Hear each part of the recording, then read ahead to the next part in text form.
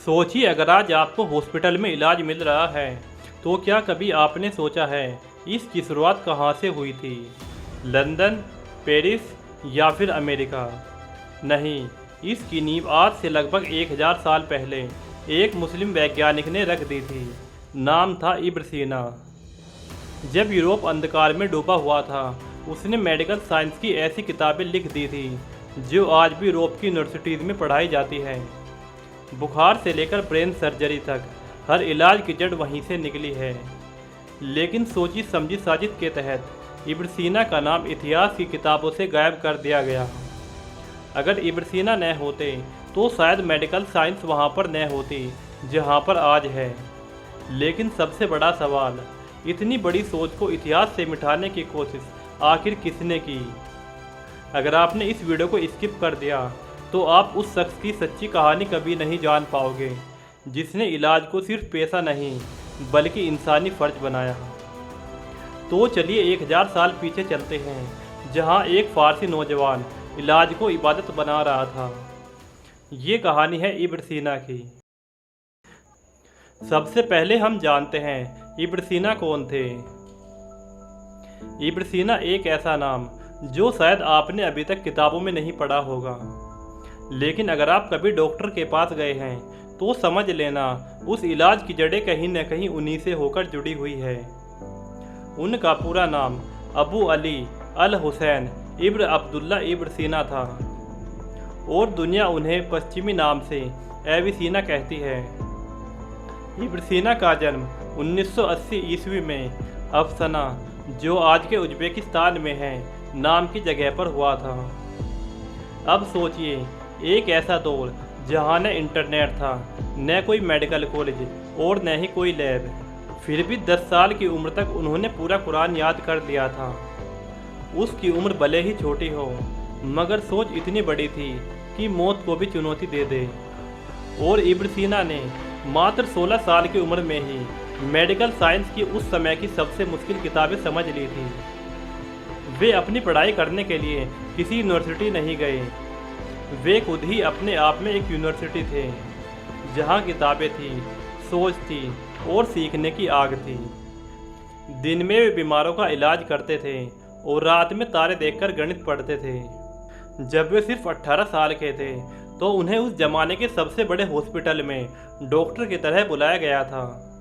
उनकी पहचान सिर्फ एक डॉक्टर की नहीं थी, वे फिलोसोफर थे, साइंटिस्ट थे, टीचर थे और रूह को समझने वाले इंसान भी थे।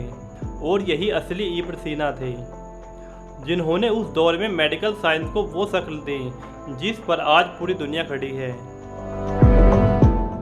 अब हम इब्न सीना की सभी खोजों के बारे में जानते हैं और हम ये भी जानेंगे कि उनकी खोजों का आज की दुनिया पर क्या असर है, ताकि आप ये समझ पाओ कि इब्न सीना इस दुनिया के लिए क्या छोड़कर गए हैं और दुनिया ने उनका नाम इतिहास की किताबों से मिटाकर उनके साथ कितना बड़ा धोखा किया है। अब सोचिए, अगर आज डॉक्टर एक थर्मामीटर देखकर बुखार का अंदाज़ा लगाता है या आपकी मेडिकल रिपोर्ट पढ़कर इलाज तय करता है, तो इस सोच की शुरुआत किसने की?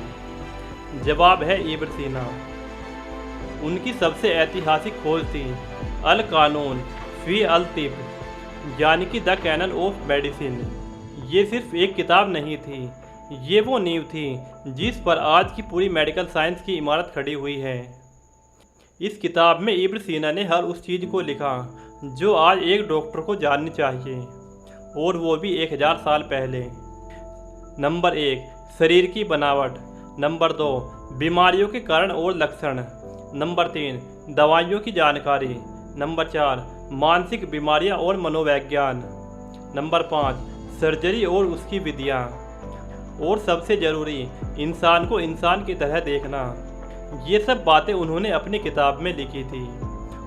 उन्होंने ये माना इलाज सिर्फ दवा से नहीं होता, बल्कि इंसान की सोच, भावना और माहौल ये भी बीमारी को घटाते और बढ़ाते हैं।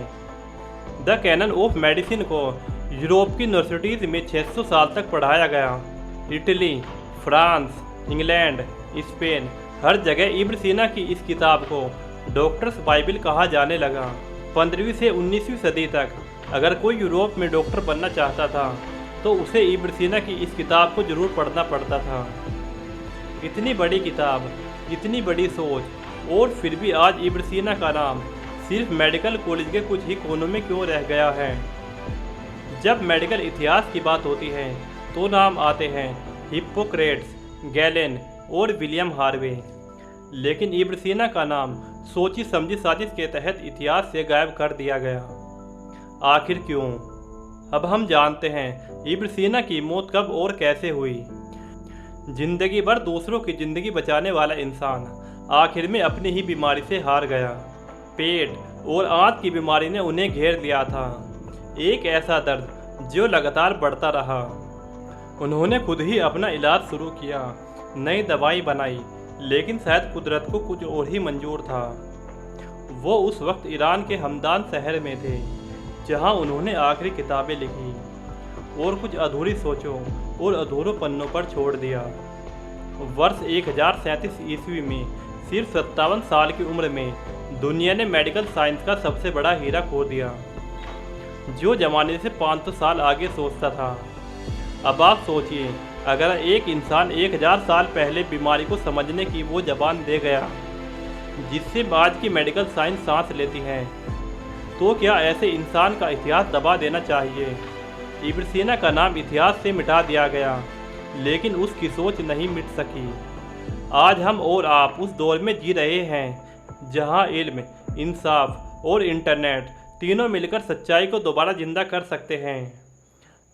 अगर आपने इस वीडियो को यहाँ तक देखा है तो इसका मतलब आप फ़र्क समझते हैं। अब फ़र्क लाना भी आपकी और हमारी जिम्मेदारी है। क्या आप भी मानते हैं कि इतिहास से छुपाई गई ऐसी सच्चाई को सामने लाना जरूरी है? तो आइए इब्न सीना जैसे भूले हुए हीरो को फिर से जिंदा करें, उनकी सोच को फैलाएं और इस वीडियो को ज़्यादा से ज़्यादा शेयर कीजिए, ताकि अगली पीढ़ी सिर्फ किताबों के नाम न पढ़े बल्कि उनके पीछे की सोच को भी समझे। अगर आप ऐसे ही और भी सच्ची कहानियाँ सुनना चाहते हैं जहाँ सच्चाई इतिहास से बड़ी है, तो अभी हमारे चैनल को सब्सक्राइब करें। हर सब्सक्राइब, हर शेयर एक नई रोशनी है जो उस अंधेरों को मिटा सकती है जिसमें सच्चे हीरो गुम हो गए हैं। अब मैं आपको जल्द मिलता हूँ किसी नई कहानी के साथ। तब तक के लिए खुश रहे और खुशियाँ बांटते रहें। अस्सलाम वालेकुम।